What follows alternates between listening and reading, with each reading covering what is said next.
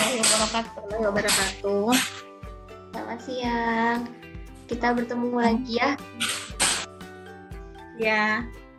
Ya, jadi kita di sini diskusi yuk tentang satu isu tentang penerapan telemedicine. Telemedicine. Iya, sebelumnya ada yang udah pernah dengar atau baca-baca tentang telemedicine nggak?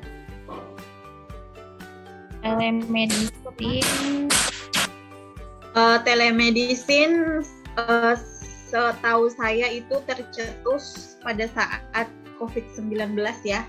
Jadi pada saat itu orang-orang mau melakukan konsultasi ke dokter dan mendapatkan obat, tapi karena terhambat wabah COVID ini, jadinya mereka takut ke rumah sakit sehingga tercetuslah telemedicine ini. Jadi lebih memudahkan ke masyarakat gitu untuk mendapat pelayanan kesehatan. Mungkin dari teman yang lain ada yang mau menambahkan?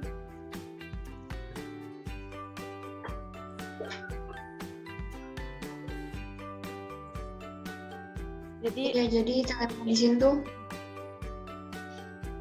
kayak buat mempermudah pelayanan gitu ya, kita secara nggak langsungnya, iya nggak sih?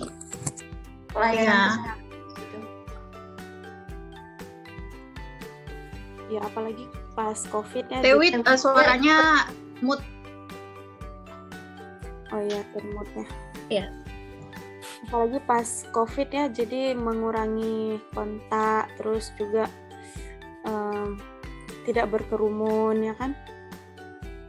Ya, betul. Kalian tuh itu nggak sih dapat info nggak kalau misalnya telemedicine itu sebenarnya buat khusus pasien COVID aja atau bisa buat semua pasien sih sebenarnya? Kalau aku sih cuma dengar buat COVID aja gitu, pasien COVID aja. Kalau dulu pada saat masih wabah COVID meningkat ya, khususnya di rawat jalan instalasi farmasi rumah sakit itu baru khusus untuk COVID, tapi sepertinya dalam berkembangnya penggunaannya udah untuk konsultasi penyakit-penyakit lain. Jadi kayak programnya tuh bagus sehingga dikembangkan.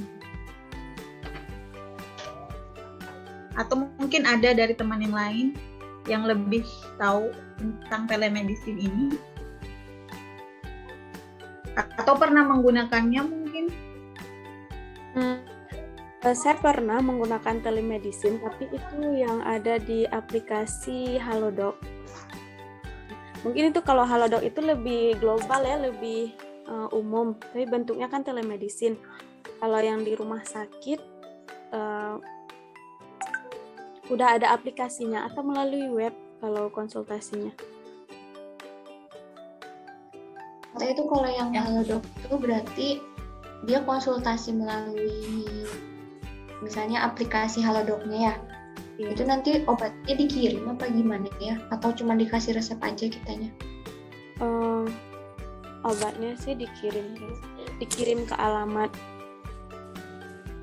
Biasanya ini kerjasama sama apotek yang sudah ini mungkin ada perjanjian antara Halodoc dengan salah satu apotek. Nah, dari apotek itu biasanya ada ini kayak jasa pengiriman, kayak GoSend kalau yang sekarang bisa dipakai. Nah, dikirimnya lewat situ biasanya. Ya, ada juga sih sekarang kan ada aplikasi Halodoc, terus ada juga apotik yang memang dia ada aplikasi tersendiri kayak Kimia Farma. Nah, Kimia Farma tuh udah punya aplikasi Kimia Farma Mobile, jadi di situ tuh kayak kita belanja online. Tapi kalau untuk konsultasinya sih saya kurang tahu ya, tapi kalau di situ ada keranjang, nanti kita misalnya mau beli obat apa, terus kalau misalnya sakit kepala, obatnya apa, terus bagian batuk, obatnya apa-apa aja. Tapi itu biasanya obat-obat yang golongannya itu bebas, bukan yang bebas terbatas. Jadi itu masuk. Jadi kita tuh punya website, dia kayak aplikasi gitu tuh bentuknya. Iya. Kalau di rumah sakit gimana bentuknya, aplikasi apa website? Kalau yang di rumah sakit itu kayaknya dia juga melihatnya dari kayak yang Halodoc itu. Cuma prosedurnya lebih mengikuti aturan nih, kayak misalnya resepnya tetap ada, resep dokter. Jadi obat-obatnya tuh nggak harus yang bebas, bisa juga yang khusus untuk resep dokter.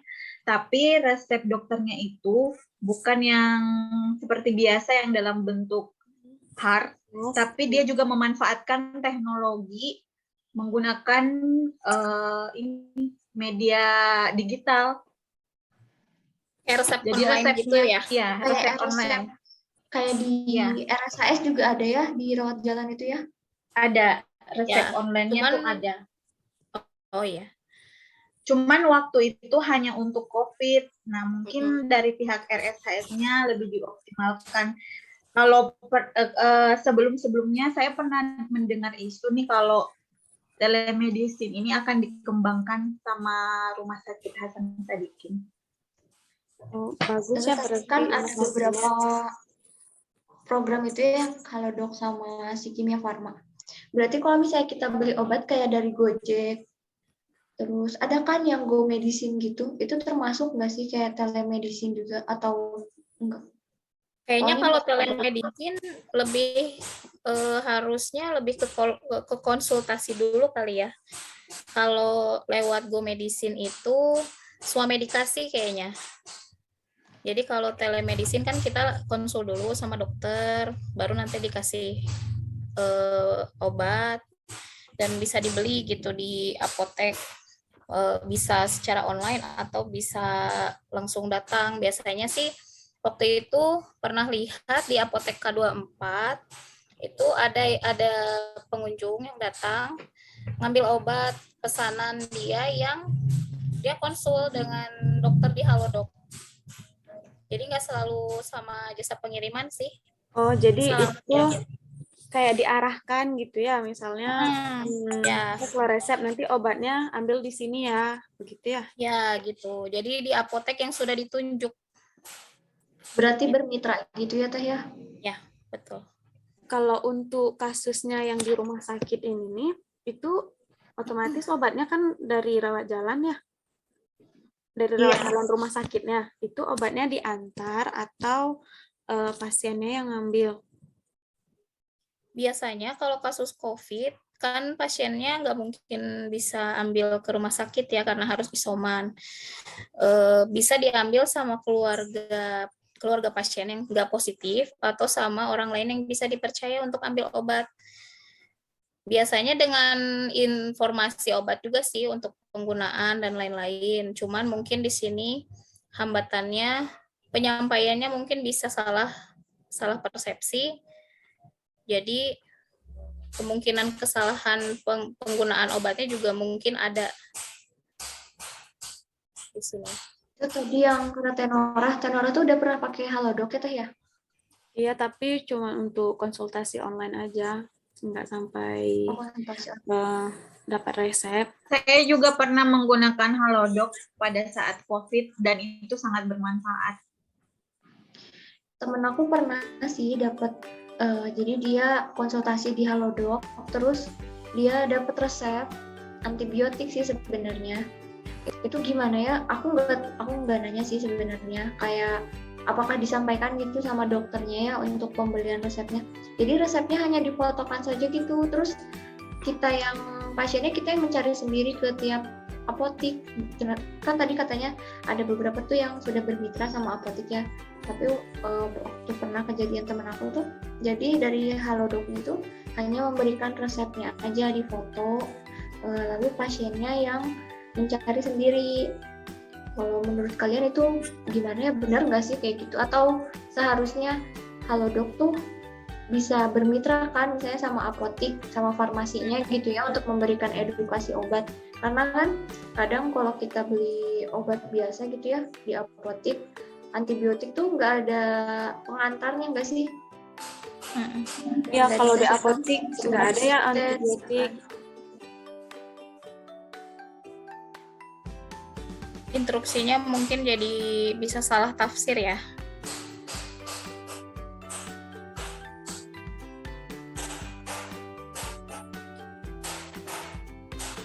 Tapi justru seharusnya si telemedicine ini tuh bukan hanya hak konsultasi dengan dokter aja kan ya, harus dipastikan juga kan pemberian informasi obatnya harus tepat juga nggak ya?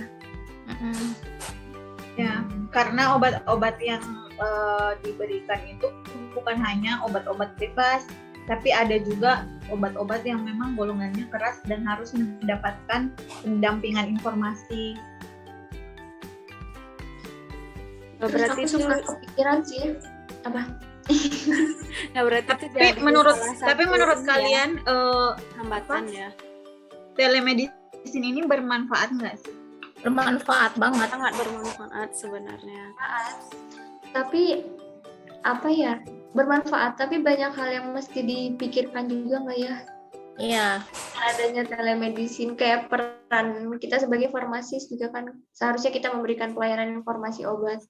Sedangkan telemedicine yang tadi dikirim ke rumah melalui jasa antar, kan kemungkinannya mereka nggak mendapatkan informasi obat yang lengkap dan tepat gitu kan ya. Kalau gitu kita mungkin bagusnya melihat isu-isu yang mungkin bisa muncul di telemedicine ini. Nanti kita urutkan yang mana yang paling muncul gitu core isunya ya. Iya, bisa. Terus ini juga kalau misalnya telemedicine ya isunya, selain tadi yang pertama kan kurangnya ini ya, pasien yang menerima obat itu kurang mendapatkan edukasi ataupun informasi tentang penggunaan obat. Terus juga yang pas kan kita nih konsul nih, jadi tidak berinteraksi dengan dokter secara langsung itu rasanya kan kita nggak bisa cek suhu, terus tekanan darahnya nggak dicek. Nah, yang pemeriksaan secara umum itu tidak dilakukan oleh tenaga medis. Jadinya pasien kan hanya mengeluhkan keluhannya tapi tidak diperiksa. Itu mungkin juga jadi salah satu kekurangannya atau hambatan dari telemedicine. Kan tidak semua pasien itu tuh bisa memeriksa nadinya, terus mengukur suhunya dengan akurat, ya kan? Kira-kira itu Ya, bisa jadi masukan atau mungkin itu ada. Itu isu-isu dari si telemedicine ini ya. Ada lagi teman-teman isu yang menjadi hambatan dalam penggunaan telemedicine ini. Di mana? Keluar nggak apa nanti masuk lagi. Ya aku ini pindah tempat jadi aneh deh. Kayaknya isunya juga masih banyak ya orang yang belum tahu, belum terpapar informasi tentang telemedicine ini dan belum tahu bagaimana menggunakannya ya. Iya benar-benar. Jadi masih kurangnya sosialisasi ya atau kurangnya promosi.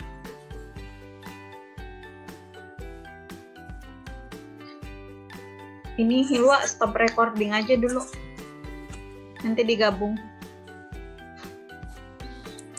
Itu yang bisa muncul. Dari diskusi kita tadi, penggunaan telemedicine ini bisa memunculkan isu-isu dalam penggunaannya ya. Jadi yang pertama itu ada isu yang pertama pasien yang menerima obat mendapatkan informasi yang kurang optimal. Kemudian yang kedua, pasien yang mendapatkan konsultasi dokter tidak mendapatkan pemeriksaan secara langsung sehingga pemeriksaannya tidak optimal ya. Kemudian yang terakhir apa tadi teman-teman? Penyalahgunaan obat. Penggunaan obat. Penyalahgunaan resep obatnya juga bisa ya. Bisa memunculkan ya. Penyalahgunaan obat. Atau resep obat juga bisa teh. Iya, resep obat juga bisa disalahgunakan. Ya, nanti bisa diedit gitu ya obatnya. Nggak apa-apa. Iya, Kan zaman tiba-tiba sekarang udah canggih ya. ada resep golongan narkotik kan? Tapi Ya, bisa nggak sih takutnya kalau kan di kayak telemedicine resep narkotik ada nggak? harusnya Pernah nggak boleh ada. kalau sesuai Belum ya? peraturan. Iya, betul. Harusnya enggak. Tapi Ada nggak? tapi Bisa kan harus kayak tulisan. obat-obatan itu kayak antibiotik misalnya dapatnya dari telemedicine gitu ya, dari konsultasi sama platform apa misalnya gitu. Terus nggak dikasih edukasi, ini belinya hanya untuk 7 hari ya, misalnya kan seharusnya hanya Oh, maksimal 7 iya. hari ya. Iya Tapi benar. karena pasien itu mungkin mikirnya, terus biar cepat sembuh, takutnya disalahgunakan, dia beli berulang. Dengan resep yang sama ya. Iya. Nah, dari isu-isu ini kita mau analisis, teman-teman. Mau pakai metode apa nih bagusnya? Kita pakai penapisan dulu ya, pakai Metode USG. USG aja kali ya. USG aja. Metode USG. Jadi kita tadi udah menentukan isu-isu yang muncul dari penggunaan telemedicine ini. Nah, sekarang kita mau menentukan isu utama. Teman-teman tadi memilih metode USG ya. Iya. Ayo kita analisis sama-sama. Yang pertama itu, pasien yang menerima obat tidak mendapatkan informasi secara optimal. Menurut teman-teman urgensinya poinnya berapa? Mungkin dari saya, kalau Mungkin pasien tiga. tidak Aku sih mendapatkan informasi secara optimal, mungkin cukup mendesak. Cukup mendesak. Cukup mendesak berarti angkanya 3 ya. 3. Kalau 3 itu mendesak. 3 mendesak.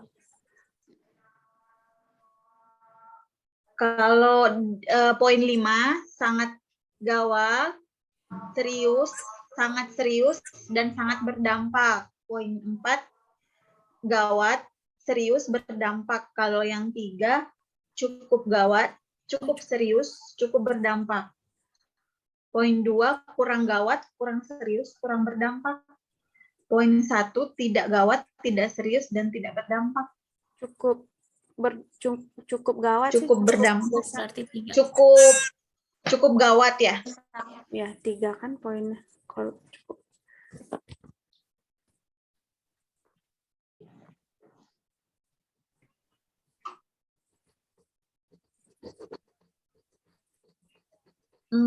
Dari serius, cukup serius atau gimana?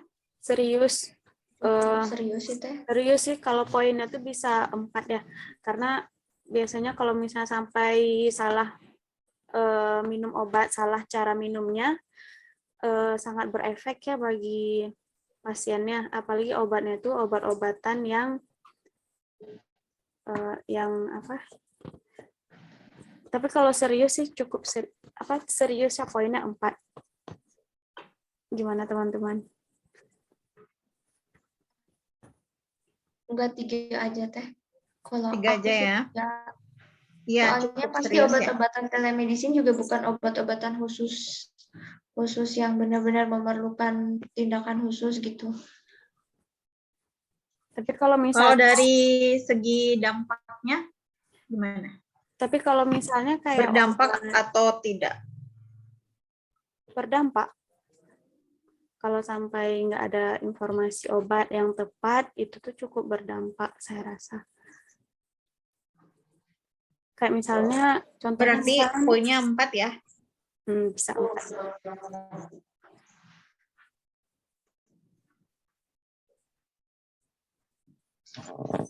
Kalau untuk isu yang kedua, pasien yang mendapatkan konsultasi tidak menerima pemeriksaan secara langsung. Jadi kalau tidak diperiksa secara langsung seperti tekanan darahnya, kecepatan nadinya itu kan mengurangi diagnosa ya. teman-teman. Jadi ini menurut teman-teman urgensinya gimana? Poinnya berapa? Poinnya mungkin 3 ya, cukup mendesak. Ya, 3. Cukup mendesak. Cukup mendesak, cukup gawat ya. Ya, cukup gawat. Kemudian ini serius atau cukup serius?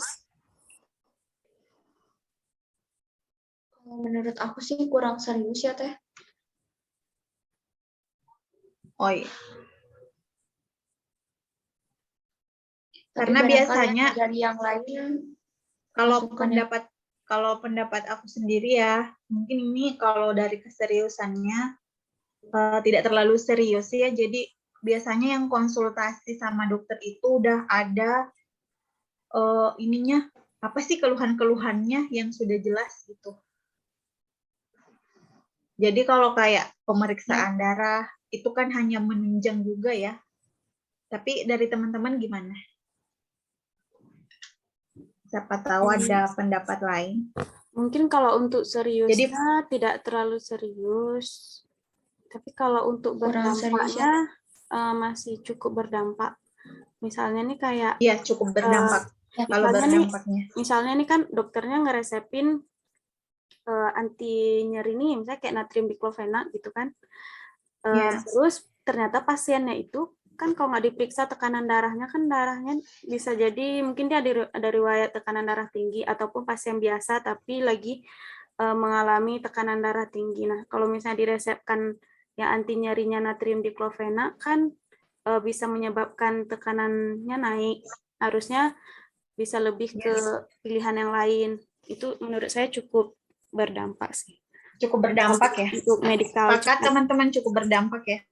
Ya. Nah, yang ketiga itu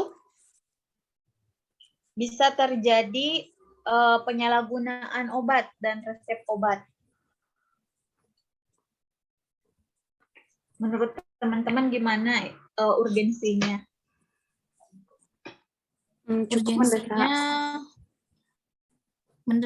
mendesak ya. Mendesak sih kalau menurut saya. Ya karena kalau udah menyangkut penyalahgunaan itu udah bisa merambah kemana-mana juga ya. Iya. Bisa ke instansinya, bisa ke manusianya. Ke pribadinya ya. Iya, pribadinya. Jadi ini cukup ini ya, mendesak ya 4 ya. Ya. Kemudian serius. Serius ya. Serius. Kalau udah Ini disalahgunakan penyalahgunaan itu udah berkaitan Apalagi dengan kalau hukum. penyalahgunaan antibiotik ya bisa menimbulkan resistensi. Penyalahgunaan narkotika juga sangat serius itu. Jadi gimana poinnya 5 atau 4? 4 aja. 4 aja. Kemudian berdampak? Sangat berdampak sih. Sangat berdampak ya. Sangat-sangat. Jadi 5 ya poinnya. Dijumlah dulu ya teman-teman. 4, 6, 10, 8, 13. Dari 3 isu ini, kita dapat prioritas isu ya, core isunya. Itu di poin ketiga yaitu bisa memunculkan penyalahgunaan obat dan penyalahgunaan resep obat. Nah, kira-kira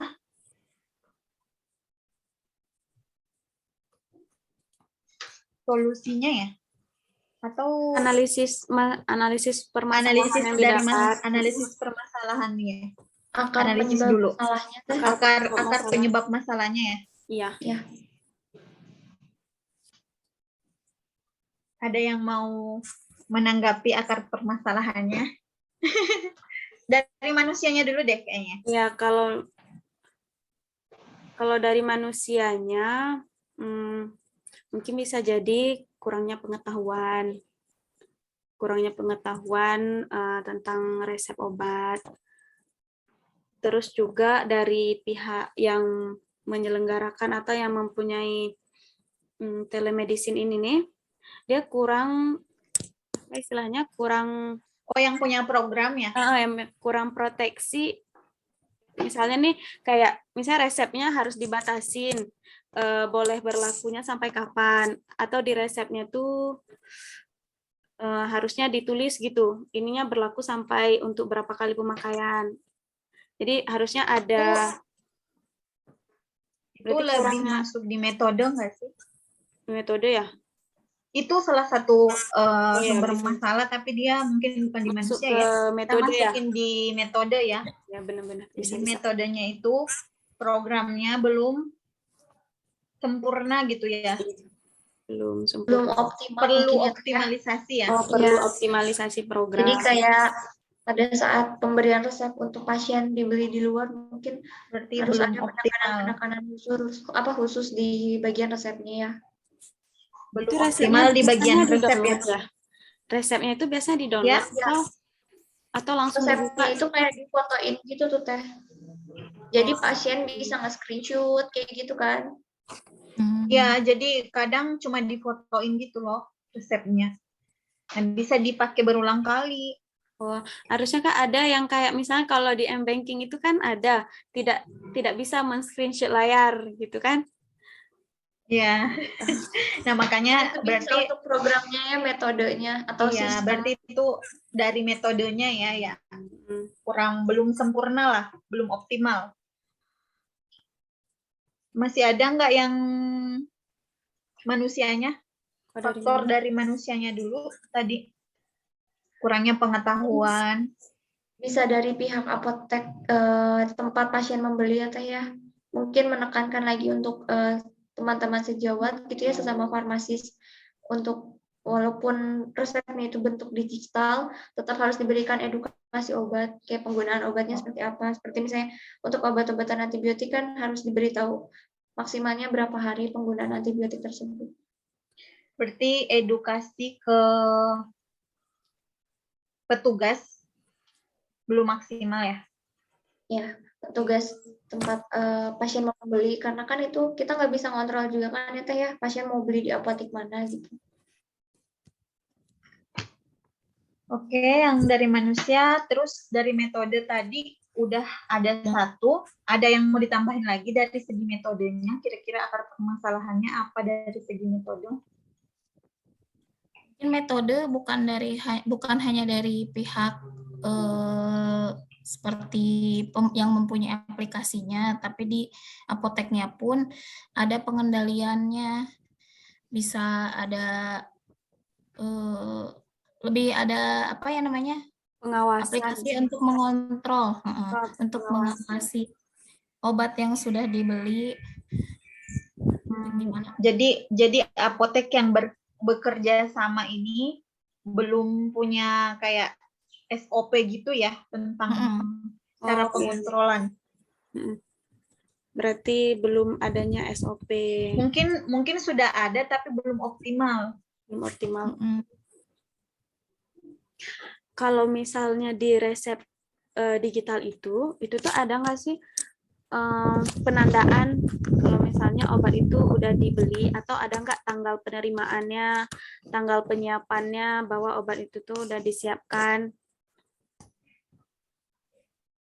Kalau yang teman aku sih, aku sempat lihat ya teman aku kayak berobat telemedicine di salah satu platform gitu, penyedia telemedicine. Jadi dia benar-benar pure resep difotokan. Jadi pasien benar-benar nerima resepnya dalam bentuk foto. Jadi kita membeli di apotek tuh nggak ada penandaan khusus kayak misalnya dia sudah dibeli berapa, atau jadi misalnya sudah dibeli semua. Jadi datang untuk cuma nampak resepnya besar banget. Mungkin kalau vitamin nggak masalah ya. Iya, kalau vitamin. Ya, kalau vitamin. Tapi vitamin juga kan ada batas tertentunya ya. Misalnya pasien dalam 1 hari minum vitamin sampai 5 biji kan overdosis juga. Iya. Iya, benar. Harus ada pengendalian yang lebih fokus lah ke pasien. Kalau dari lingkungan, kira-kira akar permasalahannya ada nggak? Mungkin kalau lingkungan itu tadi ya Teh, masalah kayak maraknya lagi COVID, orang-orang pada beralih ke telemedicine, tapi kayak apa ya, sebenarnya belum siap banget gitu tuh. Berarti mungkin Apa ya kata-kata yang tepatnya? perlunya optimalisasi program atau capaian program telemedicine. Kalau program tadi kan masuk di metode ya, ini yang dari segi lingkungan.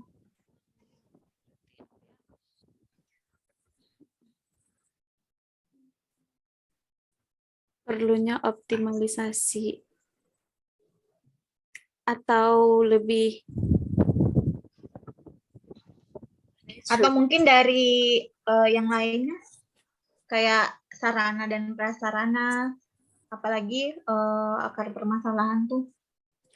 Oh, ini kalau misalnya dari Lingkungan. sarana mungkin Sarana bisa tidak semua apotik ya mendukung penerimaan resep digital. Oh iya betul. Jadi belum bermitra mungkin ya Teh ya sama Belum bermitra. platform-platform Tidak penyedia telemedicine ya. semua apotek belum bermitra. Ada lagi penyebab akar masalahnya. Mungkin Kebijakan. Ya kebijakan bisa tuh Teh. Dari segi kebijakan gimana? Kurangnya Belum pengawasan, terlalu Pengendalian resep. pengendalian resep masih kurang. Resep untuk- secara digital belum diatur kan. kurangnya kebijakan ya. Ya, kurang tegasnya kebijakan. Kurang tegasnya kebijakan tentang pengendalian. Kayaknya kalau resep digital itu belum ada ya Teh ya. Iya, belum ada. Jadi masih gampang untuk kebijakan. disalahgunakan. Iya. Ya, Terus bukan hanya itu, jadi walaupun sudah benar nih prosedurnya, tapi yang ngambil obatnya itu tidak bertanggung jawab, nah itu juga bisa disalahgunakan. Iya, benar. Bisa. Nah, ini kan udah dianalisis akar permasalahannya. Kira-kira dari teman-teman ada yang bisa memberikan solusi dari penggunaan telemedicine ini? Kalau dari saya, mungkin ada masukan. Misalnya nih, ada apotek yang bekerja sama dengan telemedicine. Itu bagusnya, jadi dari dokternya, resepnya tuh langsung masuk ke apotek tersebut. Jadi untuk pengendaliannya lebih mudah. Terus untuk di resepnya, mungkin harus ada pengembangan aplikasinya. Itu tuh di resep bisa tertera, misalnya nih resep itu ITER 2 kali atau ITER 1 kali. Berarti kan kalau ITER 1 kali hanya boleh diambil 2 kali ya kan obatnya. Kalau misalnya ITER 1 kali. Jadi nanti akan ketahuan kalau misalnya dia udah pernah ngambil sekali atau udah pernah ngambil 2 kali. Jadi lebih bisa untuk dikendalikan sama apotik yang bermitra ya. Jadi berarti pengembangan aplikasi ya, berarti dari segi metodenya tadi lebih dioptimalkan. Ada lagi teman-teman solusi buat penggunaan telemedicine ini? mungkin lebih Kira-kira? kayak untuk SDM-nya ya Teh ya. Untuk manusianya. Jadi kan tadi sudah disebutkan ya adanya upaya gitu dari platform penyedia telemedicine ini bermitra dengan apotek-apotek yang sudah ada ya untuk membeli obat. Mungkin dari SDM-nya kita sebagai tenaga teknik kefarmasiannya Teh ya harus memegang teguh kode etik kita, kode perilaku kita untuk menjalankan tugas kita dengan penuh tanggung jawab ya. Jadi tetap harus memberikan informasi obat yang tepat dan akurat ya Teh ya. Sama paling mensosialisasikan lagi tentang telemedicine ini buat masyarakat sekitar ya. Iya. Ya, manfaatnya banyak, tapi kalau disalahgunakan juga akan merugikan gitu. Iya betul Teh.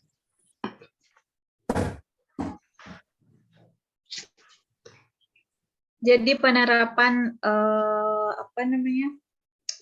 telemedicine ini hubungannya dengan kita sebagai smart ASN ya. Sangat erat ya, apalagi sesuai dengan topoksi kita. Mungkin dengan berkembangnya media digital, kita mungkin bisa ikut mengkampanyekan ya telemedicine ini. Iya, benar. Ya, Ya, contohnya di RSIS juga sebenarnya punya telemedicine ya Teh ya. Iya, ya. Tapi di ruang lingkupnya RSHS punya masih kecil ya. telemedicine. Tapi ruang lingkupnya Ya, masih masih. terbatas karena hanya untuk Ya. pasien COVID. Dan untuk pengembangan programnya mungkin juga kita bisa ikut membantu. Iya, kita bisa ikut mempromosikan kegiatan telemedicine ini ya Teh ya, lewat Instagram Iya. masing-masing misalnya atau WhatsApp. Mungkin ada masukan juga, kan kalau misalnya yang di rumah sakit itu hanya terbatas untuk konsultasi telemedicine-nya. Mungkin bisa dimasukkan fitur untuk konsultasi tentang obat. Jadi khusus nanti yang menanganinya langsung apoteker. Kalau konsultasi Oh iya, tentang betul. kesehatan lebih ke dokter sama perawat. Tapi ini yang untuk kefarmasiannya, jadi langsung ditangani sama apoteker. Mungkin kayak jadi penambahan fitur ya Teh ya. Jadi ada untuk konsultasi dengan dokter, ada konsultasi khusus dengan apotekernya gitu ya. Iya, benar. Ya.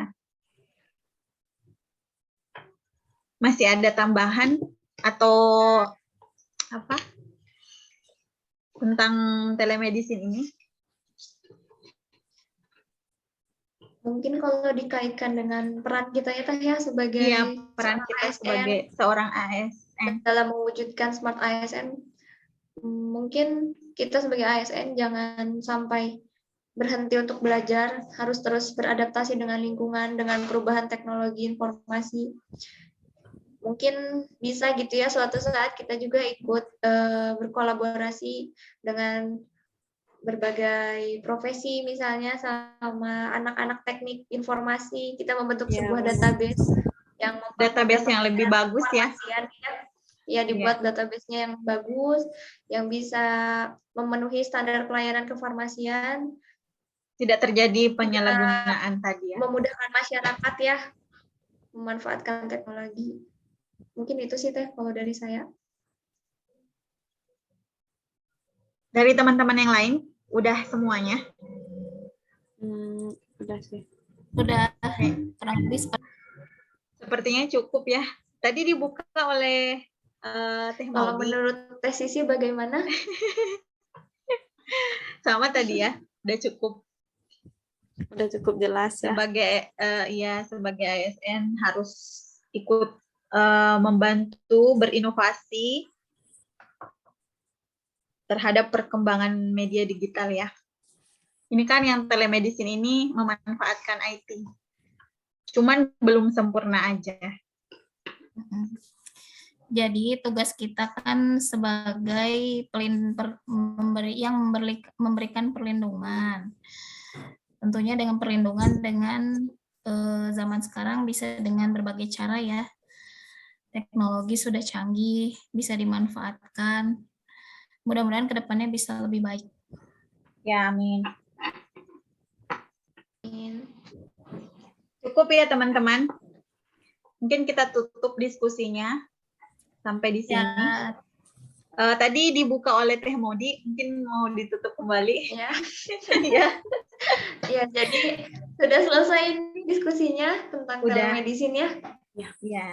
Menarik banget ya Teh ya materi tentang telemedicine. Ternyata tugas kefarmasian itu tidak hanya dilakukan secara langsung ke pasien, tapi dengan perkembangan zaman kita bisa melakukan pelayanan kefarmasian lewat gadget ya Teh ya, bisa melalui HP, bisa melalui komputer atau laptop juga ya. Iya. Pengadaannya juga belum sempurna. Mungkin nanti masukannya untuk kedepannya memberikan sosialisasi kepada masyarakat tentang penggunaan telemedicine, lalu memperbaiki database-nya juga ya. Platform penyedia telemedicine juga bisa mengajak kolaborasi ya sama apotek-apotek lain.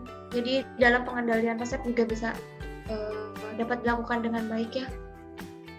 Jadi ada nilai-nilai berakhlak ya di Ya benar. telemedicine ini ya.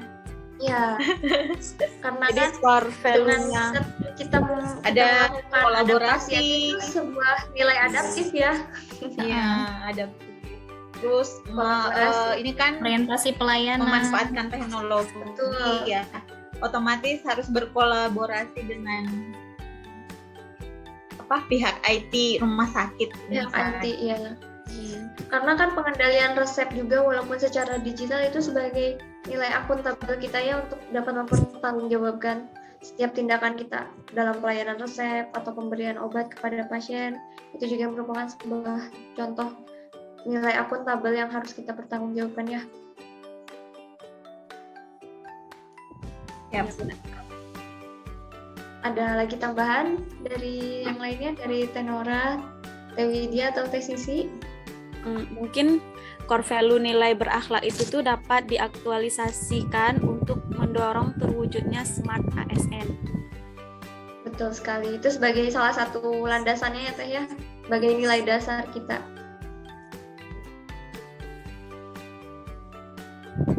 Ya, terima kasih ya buat teman-teman semuanya, buat Tenora, buat Teh Widya, dan Teh Sisi. Tadi juga sudah dibantu untuk menjalankan diskusi tadi ya sama Teh Sisi, sudah dibantu. Terima kasih banyak Teh Sisi. Iya.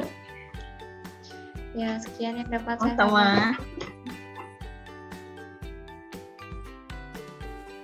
Assalamualaikum warahmatullahi wabarakatuh. Makasih teman-teman. Warahmatullahi wabarakatuh.